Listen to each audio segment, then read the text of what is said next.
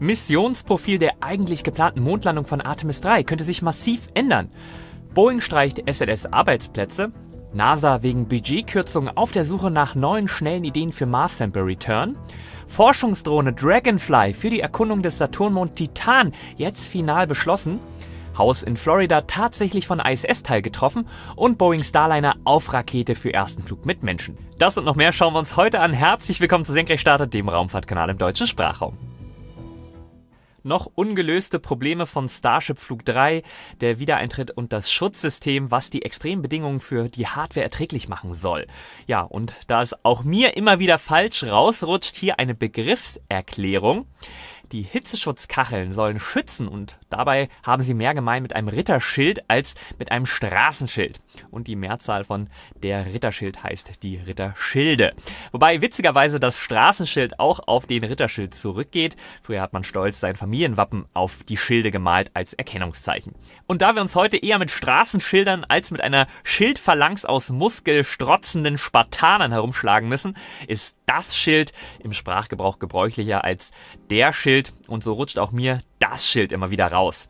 Genug gesabbelt, wie man hier in Hamburg sagt. Korrekt ist es der Hitzeschild, die Hitzeschilde und das Straßenschild und die Straßenschilder.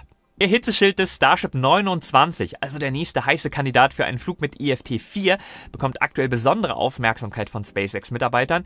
Diese Woche hat offensichtlich die Qualitätssicherung der Kachelchip-Verbindung im Fokus gestanden. Also Tests, bei denen überprüft wird, ob die Verbindung bestimmte Bedingungen erfüllt. Welche das sind, das wissen wir natürlich nicht, aber es soll halt halten. Der Hitzeschild des Space Shuttles war ja extrem teuer und aufwendig in der Wartung. Auch hier gingen im Flug immer wieder Kacheln verloren. Der Verlust von Space Shuttle Columbia beim Wiedereintritt, der wurde durch einen fehlerhaften Hitzeschild verursacht, wobei es hier um die Beschädigung eines Carbon-Carbon-Teils ging und nicht um keramische Silikatkacheln, diese schwarzen unten am Space Shuttle, auf denen ja auch der Starship-Hitzeschild basieren soll. Eigentlich schon letzte Woche veröffentlicht, möchte ich euch die neueste Vakuumraptor-Aufnahme nicht vorenthalten. SpaceX schreibt in der Beschreibung, das Video zeige eine Abschaltung eines Vakuumraptors in Zeitlupe. Die Düse des Triebwerks ist für den Einsatz von Starship in der oberen Erdatmosphäre und im Weltraum ausgelegt, sodass der Betrieb auf Meereshöhe und bei niedrigen Kammerdrücken zu einer Strömungsablösung führt, die dann sichtbar am Auslass ist. Schwer vorstellbar, aber tatsächlich ist der Druck, mit dem das Abgas die Düse verlässt, im Idealfall genau auf dem Niveau wie der Umgebungsdruck. Was wir in einem Triebwerk wollen, ist nicht Druck, sondern Geschwindigkeit des Abgas. Je schneller wir die gegebene Masse auswerfen, umso mehr Impuls, der uns dann vortreibt, können wir erzeugen. Was wir jetzt bei der Abschaltung sehen, ist ein Abfallen des Drucks unter den Umgebungsdruck, was der umliegenden Luft dann ein Hereindrücken in die Düse ermöglicht und dann zum Ablösen der Abgasströmung an der Düsenwand führt. Effizient ist das natürlich nicht und im schlimmsten Fall können Vibrationen der Düse zu einer Zerstörung des Triebwerks führen. Man kann ganz gut erkennen, wie die Düsenerweiterung fest eingespannt ist, um vermutlich genau das zu verhindern.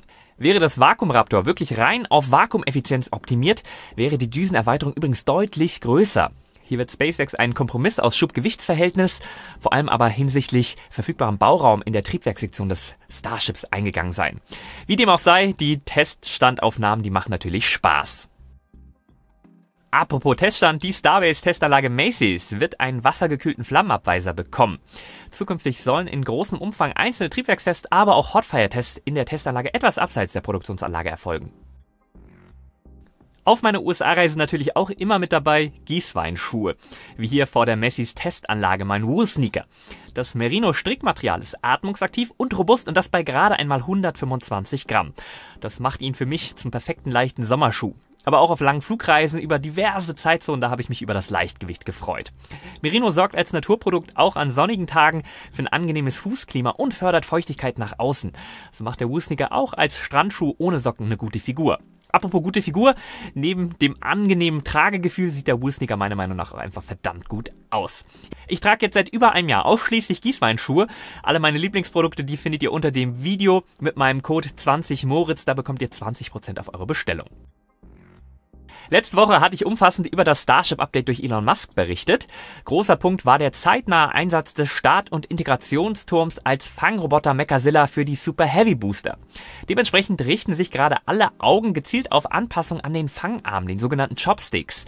Auf ihnen soll der Booster dann weich landen, was unnötigen Ballast durch Beine vermeiden und den leeren Booster bei der Landung strukturell auf Zug belasten statt Druck belasten soll, was nicht zuletzt Gewicht sparen dürfte. Das Fangen kurz unter den Griffins macht außerdem deshalb Sinn, weil der Schwerpunkt der Rakete sehr weit unten liegt. Einen fallenden Besenstiel würdest du ja auch oben fangen wollen und nicht unten.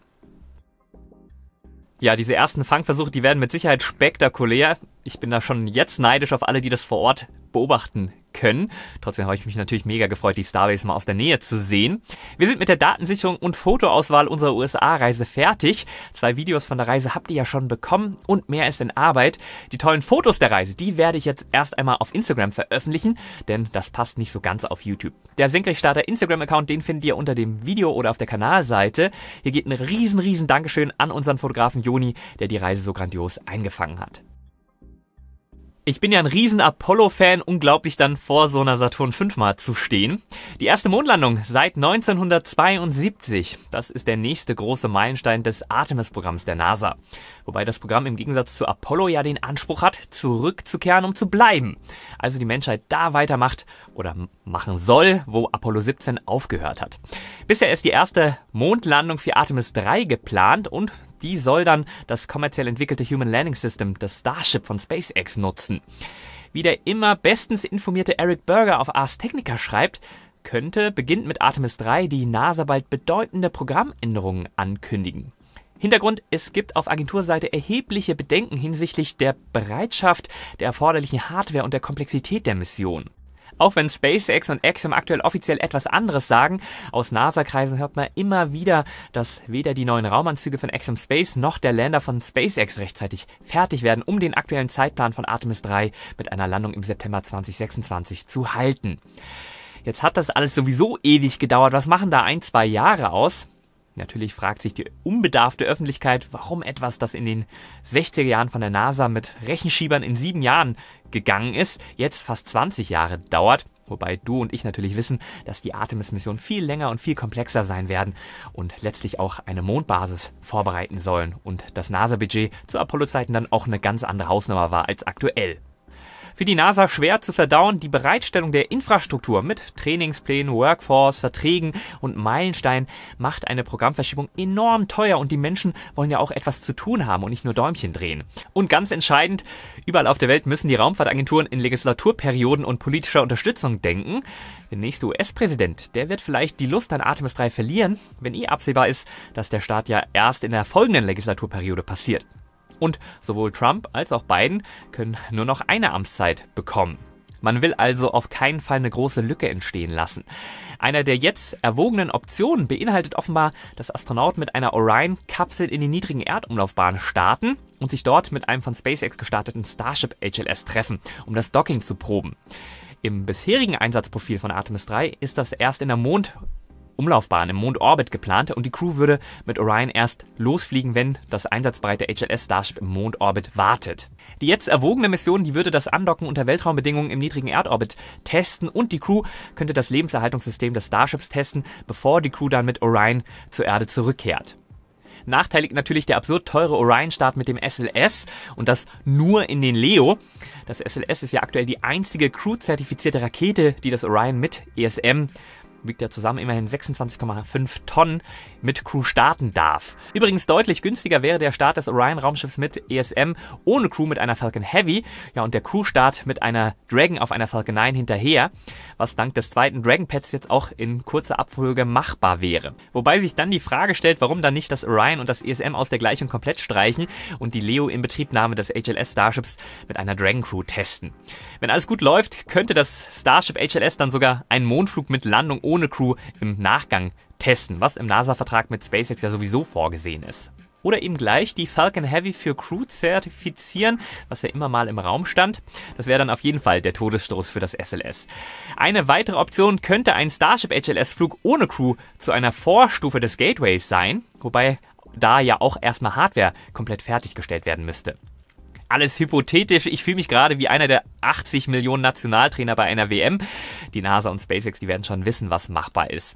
Aber seien wir ehrlich, spekulieren macht schon auch richtig Spaß. Schreibt mir doch gern eure Überlegungen zur möglichen Anpassung an Artemis 3 in die Kommentare. Eric Berger schreibt übrigens, man erwarte offizielle Ankündigungen zu den Änderungen des Artemis-Plans erst im nächsten Jahr, wenn die US-Wahl durch ist. Das Artemis-Programm und vor allem die Artemis-Accords, das Artemis-Abkommen, nach denen zukünftig die weitere Erschließung des Weltraums erfolgen soll, ist ja auch ein sehr politisches Thema oder eine sehr politische Angelegenheit. Nachdem am Montag die Schweiz dem Abkommen beigetreten ist, folgten Schweden und Slowenien. Mit dem Beitritt von Schweden und Slowenien haben nun 14 der 22 ESA-Mitglieder sowie 14 der 27 EU-Mitgliedstaaten das Artemis-Abkommen unterzeichnet. Apropos Politik, ich habe mich total über eine Einladung des Deutschen Bundestages als Sachverständiger gefreut. Falls ihr Ideen habt, wie man die Wissenschaftskommunikation in Deutschland systematisch und umfassend stärken könnte, dann schreibt mir doch gern unter dem Video. Vielleicht können wir da ja für gute Impulse sorgen. Die Anhörung ist am kommenden Mittwoch, 24. April und wird per Livestream im Internet verfügbar sein. Und bei Livestream, da fällt mir noch was anderes ein. Auf Senkrechtstarter wird es im Mai einen besonderen Livestream geben. Der Bundesverband Studentischer Raumfahrt, BVSR, wird seinen diesjährigen Kongress in Friedrichshafen ausrichten. Ich kann leider nicht vor Ort sein, aber ich möchte die Studierenden natürlich trotzdem unterstützen. Und so werde ich am 17. Mai den goldenen Senkrechtstarter Streaming Key für einen Tag an die Studis ausleihen. Live aus dem Dornier Museum in Friedrichshafen, in dem unter anderem der getauschte, aber original mit Hubble geflogene Flugcomputer zu bewundern ist, wird es tolle Speaker geben. Wem der Livestream jedoch nicht genug ist, kann auch direkt vor Ort dabei sein. Das Event richtet sich an alle Raumfahrtbegeisterten. Den Link, den findet ihr unten in der Videobeschreibung. Der erste Boeing Starliner, der Astronauten befördern wird, verließ am frühen Dienstagmorgen, 16. April, die Fertigung. Teammitglieder und Astronauten waren vor Ort, um dem Raumschiff eine gute Reise zu wünschen. Lang war die Reise nicht. Starliner wird mit einer Atlas V von Cape Canaveral Space Launch Complex 41 starten. Das Raumschiff wurde bereits auf seinen Träger integriert. Aktuell ist der Flug von den NASA-Testastronauten Barry Wilmore und Sunita Williams für den 6. Mai geplant. Total irrational und unprofessionell, aber bei den aktuellen Boeing-Schlagzeilen und den erheblichen Problemen auf den beiden Testflügen ohne Crew vom Starliner wird einem schon mulmig. Beim ersten SpaceX Crew-Start mit Demo 2 vor 4 Jahren, da war ich übrigens auch extrem nervös. Es ist erst einmal geflogen, aber sein Ende ist absehbar. Die vermutlich letzte eigene Rakete der NASA, das SLS. Wie Eric Berger von Ars Technica berichtet, wird Boeing massiv Stellen im SLS-Programm abbauen. Als Gründe für die Kürzungen wurden unter anderem die verschobenen Zeitpläne für die Artemis-Mondmission der NASA genannt, bei denen die SLS-Rakete ja zum Einsatz kommen soll. Boeing betont, dass die Personalkürzungen nicht mit der Boeing-Performance im Zusammenhang stehen, sondern aufgrund externer Faktoren notwendig werden. Steile These von mir, wenn das Ding nicht so absurd teuer gewesen wäre, wir sprechen von Startkosten von etwa $2 Milliarden pro Start, wäre es bestimmt auch für die NASA einfacher gewesen, das Programm länger laufen zu lassen. Boeing ist der Hauptauftragnehmer der SLS-Hauptstufe, die im Artemis-Programm ja das Orion-Raumschiff zusammen mit European Service Module auf Mondmissionen mit Crew schicken soll. Der erste Flug mit Artemis 1, der war aber noch ein Testflug ohne Crew. Nach diesem Testflug hatte die NASA das SLS für einsatzbereit erklärt. Unter anderem wegen Hitzeschildproblemen an dem Orion-Raumschiff verzögert sich der Artemis 2-Flug mit Crew um den Mond immer weiter. Aber auch die Folgeflüge, bei denen wirklich gelandet werden soll, die verzögern sich. Das liegt aber weniger am SLS als an dem Human Landing System von SpaceX und den neuen Mondanzügen von Axiom Space. Weil das SLS als Trägerrakete viel zu teuer ist, selbst wenn man die Startrate erhöhen würde, gibt es abseits vom Crewtransport ja nicht wirklich einen Anwendungsfall. Wissenschaftliche Nutzlasten wie Europa Clipper, die ursprünglich mit dem SLS fliegen sollten, die werden nun mit Falcon Heavy von SpaceX gestartet. Wie lange der letzte Strohhalm Crewtransport zum Mond noch hält, wenn mit New Glenn und Starship die nächste Generation amerikanischer Ultraschwerlastraketen verlässlich an den Start geht, die ja bekanntlich die Raumschiffe für die Mondlandung bis in den Mondorbit bringen werden, ist dann, glaube ich, eher fraglich. Was das für Orion ESM bedeutet, das bleibt abzuwarten. Da die NASA mit massiven Budgetkürzungen konfrontiert ist, wird die Luft selbst für politische heilige Kühe immer dünner. Der letzte Heißfeuertest der Ariane 6 Oberstufe wurde am 12. April erfolgreich auf dem Prüfstand P5.2 des DLR in Lampolzhausen abgeschlossen. Der Test konzentrierte sich auf den Betrieb der Oberstufe unter nicht nominalen Bedingungen. Besonderes Augenmerk lag auf der APU, der Auxiliary Power Unit. Im Gegensatz zur Ariane 5 wird die Ariane 6 auch nach der Orbiteinsteuerung wiederzündbar sein. Das macht die Rakete vielseitiger, ermöglicht außerdem ganz neue Einsatzprofile. Dafür müssen aber alle Systeme der Oberstufe viel länger einsatzbereit sein. Insbesondere das Bedrücken der Tanks und das Widerstarten des Vinci-Triebwerks brauchen Arbeitsgas. Das Druckgas wurde bei der Ariane 5 durch Helium bereitgestellt. Um für komplexe Ariane 6 Missionen und das Wiederzünden Gewicht zu sparen, wurde sich dann für eine APU statt eines Heliumdrucksystems entschieden. Die APUen, die nutzten einen kleinen Teil des Treibstoffs und entspannt diesen über einen Gasgenerator, was dann den Druck liefert. Der erfolgreiche Test jetzt schließt die Heißfeuer-Testkampagne an der Oberstufe ab. Nächster großer Meilenstein dann Erstflug der Ariane 6 im Juni oder Juli. Ariane 6 Erstflug. Hier ist der ESA-Generaldirektor um Erwartungsmanagement bemüht und weist darauf hin, dass Erstflüge von Raketen auch schiefgehen können. Ich glaube, Follower von Senkrechtstarter, die wissen durchaus, der erfolgreiche Erstflug von einer Rakete ist immer auch ein Stück weit Glück, weil man nicht alles simulieren und vorab testen kann. Klar ist aber, die Medien abseits der Fachpresse, die würden sich auf so einen Fehlstart der Ariane 6 nur so stürzen. Wir erinnern uns an den Ariane 5 Erstflug. Ich bin kein Freund des politischen Ariane 6 Programms, aber ich habe großen Respekt für die Ingenieure und Techniker, die das Ding letztlich an den Start bringen, und ich drücke natürlich allen Beteiligten die Daumen für den Erstflug. Ich hoffe, es dauert auch bei den europäischen Raketen-Startups nicht mehr allzu lange. Ob die dann letztlich überhaupt eine Lösung für die großen Zukunftsängste der ESA sein können, das steht auf einem anderen Blatt. Aber ich freue mich einfach, dass es wenigstens jemand versucht, und zwar überwiegend mit privatem Geld und nicht Steuergeldern. Da freue ich mich riesig über ein Bild der ersten 5 integrierten Helix-Triebwerke an der RFR-1. Da fehlen zwar noch 4 gestufte Triebwerke und eine Hotfire-Kampagne will auch noch überstanden werden, aber offensichtlich geht's nun wirklich mit großen Schritten auf einen Start zu. Ich drücke euch allen die Daumen. Auch High Impulse steht übrigens kurz vor dem Start ihrer suborbitalen Hybridrakete. Das Ganze wird dann auch ein Technologiedemonstrator für die geplante VAX-Orbitalrakete. Von der gab es neue Bilder, die eine neue Anordnung der Hybridtriebwerke zeigt. Die erste Stufe, die wird aus einer Clusterung von 8 Triebwerken der jetzt kurz vor dem Start stehenden Suborbitalrakete bestehen. Für mich die schönste Nachricht der Woche: Die NASA hat den außerirdischen Helikopter Dragonfly nun endlich beschlossen. Also soll außerirdisch fliegen, nicht außerirdisch gebaut werden. Dragonfly, zu Deutsch Libelle, ist eine spektakuläre wissenschaftliche Mission, die als mobile Drohne den Saturnmond Titan untersuchen wird. Mit der Veröffentlichung des Haushaltsantrags des Präsidenten für das Geschäftsjahr 2025 ist Dragonfly nun mit Kosten für den gesamten Lebenszyklus von 3,35 Milliarden Dollar und einem Starttermin im Juli 2028 bestätigt. Der Octacopter, der 2034 auf dem Titan ankommen soll, wird zu Dutzenden vielversprechenden Orten auf dem Saturnmond fliegen, um nach präbiotischen chemischen Prozessen zu suchen, die sowohl auf dem Titan als auch auf der frühen Erde vor der Entwicklung des Lebens wohl üblich waren. Dragonfly wäre das erste Mal, dass die NASA ein Luftfahrzeug für wissenschaftliche Zwecke auf einem anderen Himmelskörper fliegt. Dragonfly wird unter der Leitung des Johns Hopkins Applied Physics Laboratory, kurz APL, entworfen und gebaut. Nicht ganz so bekannt wie das JPL wurden dort unter anderem die NASA DART-Mission, aber auch New Horizons und die Parker Solar Probe entwickelt. Dragonfly, eine Forschungsflugdrohne auf dem Saturnmond Titan. In was für abgefahrenen Zeiten leben wir bitte? Dragonfly, zu Deutsch Libelle, nicht zu verwechseln mit Firefly, zu Deutsch Glühwürmchen. Firefly Aerospace, eines der US-Raketen-Startups, das es zwar in den Orbit geschafft hat, aber bisher noch keine vollständig erfolgreiche Mission vorweisen konnte. Umso beachtlicher, dass Firefly für Northrop Grumman die erste Stufe der neuen Antares 330 entwickeln wird. Hier gab es diese Woche Bilder der Interstage, zu Deutsch Zwischenstufe, die die erste Stufe von Firefly mit der zweiten Stufe der Antares verbinden wird. Der ISS-Weltraumfrachter Cygnus ist seit dem Wegfall der Antares wegen des Einmarschs von Russland in die Ukraine auf Starts durch SpaceX angewiesen. Noch ein US-Raketen-Startup, Relativity Space. Ihr erinnert euch vielleicht an den Erstflug der 3D-gedruckten Rakete. Die ist ja nicht erfolgreich in den Orbit gekommen und dann wurde die Rakete eingestellt. Relativity arbeitet an einem neuen Startplatz am Launch Complex 16 in Cape Canaveral. Von hier soll dann die nächste Rakete, die Terran A, starten. Die Terran A, die ist eine schwere, teilweise wiederverwendbare zweistufige Trägerrakete. Relativity ist zuversichtlich und will 2026 damit starten. Ganz spannend, dass die NASA im Mars-Proben-Rückführprogramm mal bei der Mars-Aufstiegsrakete über eine Hybridrakete nachgedacht hatte. Das wurde unter anderem verworfen, weil es zu wenig Erfahrung mit der Technik gab. Vielleicht endet High Impulse das Jahr. Ich hatte schon darüber berichtet, dass das Mars Sample Return Programm der NASA vor erheblichen Schwierigkeiten steht. Nach einer NASA-internen Überprüfung der Mission wird von 8 bis 11 Milliarden Dollar statt der ursprünglich projektierten 7 Milliarden Dollar gesprochen. Viel dramatischer aber der neue Zeithorizont: statt Anfang 2030 wird es dann realistischer wohl erst 2040 werden. Konsequenterweise bezeichnet NASA-Administrator Bill Nelson Kosten von 11 Milliarden Dollar und eine Rückführung erst im Jahr 2040 als inakzeptabel. Trotz hoher Kosten und potenzieller Verzögerungen bleibt die Rückführung von Marsproben eine Priorität der NASA.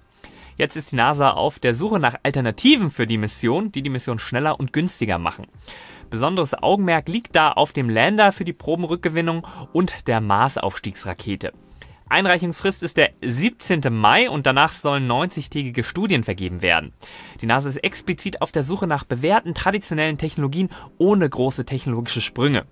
Ziel ist es, die derzeitige Architektur für die Probenrückführung durch eine budgetfreundlichere Quick-and-Dirty-Version zu ersetzen, mit Kosten im Bereich von immerhin auch 5 bis 7 Milliarden Dollar. Also die NASA will beim Mars Sample Return richtig Gas geben und ist auf der Suche nach etablierter Technik, die das beschleunigen könnte. Bei den InnoSpace Masters der Deutschen Raumfahrtagentur im DLR, da geht es gerade um neue innovative Ideen, um die Raumfahrt voranzutreiben, aber auch um Raumfahrttechnologien in vielleicht anderen Bereichen clever einzusetzen. Ich bin wieder einer der Juroren für diesen prestigeträchtigen Wettbewerb. Gewinner, Einzelprojekte, die können bis zu 500.000 Euro Fördergelder erhalten. Noch bis zum 2. Mai können Ideen eingereicht werden. Findet ihr auch unter dem Video. Dass die Mars-Probenrückführung so in der Luft hängt, ist auch für Europa extrem bedauerlich, denn die ESA wollte ja für das Taxi von Mars-Orbit und dann den Wiedereintritt auf die Erde sorgen. Und hier ist eine Korrektur zur letzten Woche fällig. Ich habe fälschlicherweise behauptet, die ESA habe noch nie irgendwo etwas erfolgreich gelandet. Das stimmt so nicht. Auf der Cassini-Mission der NASA ins Saturn-System war mit Huygens eine ESA-Landesonde dabei, die erfolgreich auf dem Saturnmond Titan gelandet ist. Vieles, was wir über den Saturnmond Titan wissen, besonders seine Atmosphärenzusammensetzung, verdanken wir dieser großartigen Mission. Vielen Dank für den Hinweis in den Kommentaren. Vor gut einem Monat, ihr erinnert euch eventuell noch, vibrierten in ganz Deutschland die Handys. Die Nina-Notfall-App warnte vor einem potenziell herabstürzenden Teil der ISS über Deutschland. Am Ende passierte nichts, zumindest nicht in Deutschland. Das Teil verglühte über dem Golf von Mexiko, also alles andere als über Deutschland. Doch ist wirklich nichts passiert? Na, nicht so ganz. Ich hatte schon letzte Woche darüber berichtet, dass ein Teil vermutlich ein Haus in Florida getroffen hat. Die NASA hat das circa 0,7 Kilogramm schwere und 10 Zentimeter lange zylindrische Objekt untersucht und bestätigt, dass es von der ISS stammt. Das Teil hatte vor dem Einschlag in das Haus eine Geschwindigkeit von ca. 320 Stundenkilometer. Glück im Unglück, dass niemand verletzt wurde, denn es hätte auch ins Auge gehen können. Das europäische Atmospheric Space Interactions Monitor Experiment, kurz ASIM, erhält seine alte Verankerung an der ISS zurück. Als das ASIM im April 2018 mit einer Cargo Dragon zur ISS geschickt wurde und am Columbus-Modul außen angebracht wurde, war es ursprünglich nur für 2 Jahre Betriebszeit ausgelegt. ASIM sollte von der ISS aus die obere Atmosphäre bei Nacht abscannen und dabei Gewitterblitze, Auroren, jedoch auch hochenergetische Gammapartikel beobachten. Ein wichtiges Experiment, das Daten für die Verbesserung unserer Klimamodelle liefert. Wegen eines anderen Experiments musste das ASIM weichen und konnte nicht mehr so gut beobachten. Das hat sich jetzt geändert. Der Hilfsroboterarm Dexter an der ISS hat das Experiment nun wieder optimal positioniert. Das nächste Raumschiff für die ISS-Versorgung bekommt gerade einen frischen Träger. Die nächste ULA Vulcan-Rakete hat ihre BE-4-Triebwerke von Blue Origin erhalten und soll Ende diesen Jahres dann den Sierra Dream Chaser zum ersten Mal in den Orbit bringen. Apropos in den Orbit bringen, diese Woche ist am Montag von Jiuquan eine Langer Marsch 2D mit unbekannter Nutzlast gestartet. Am Mittwoch ist vom Kennedy Space Center eine Falcon 9 mit Starlinks gestartet, ebenso Starlinks am Freitag, da aber dann weiter südlich von Cape Canaveral. Cape Canaveral konnte ich vor allem dank der Unterstützung durch die Senkrechtstarter Schutzengel besuchen. An dieser Stelle sei allen Menschen gedankt, die diesen Nischenkanal möglich machen und so mithelfen, dass das Thema Raumfahrt bald aus der Nische heraustreten kann. Wenn auch du mithelfen möchtest, den deutschen Sprachraum aktiv für Raumfahrt zu begeistern, unter dem Video findest du einen Link zur YouTube-Kanalmitgliedschaft. Vielen, vielen Dank. Für euch die Starts der kommenden Woche im Schnelldurchgang. Am Sonntagmorgen, 21. April, erneut eine Langer Marsch 2D mit einer unbekannten Nutzlast, diesmal von Xicheng. Am Dienstag, 23. April, Starlinks von Cape Canaveral. Am Mittwoch, 24. April, eine Electron von Neuseeland an Bord mit dem Advanced Composite Solar Sail System der NASA, ein Technologiedemonstrator und mit auch dabei ein Neonsat 1, ein hochauflesender Erdbeobachtungssatellit für eine südkoreanische Konstellation. Auch am Mittwoch von Vandenberg dann eine Falcon 9 mit Worldview Legion 1 und 2, 2 Erdbeobachtungssatelliten für MAXA.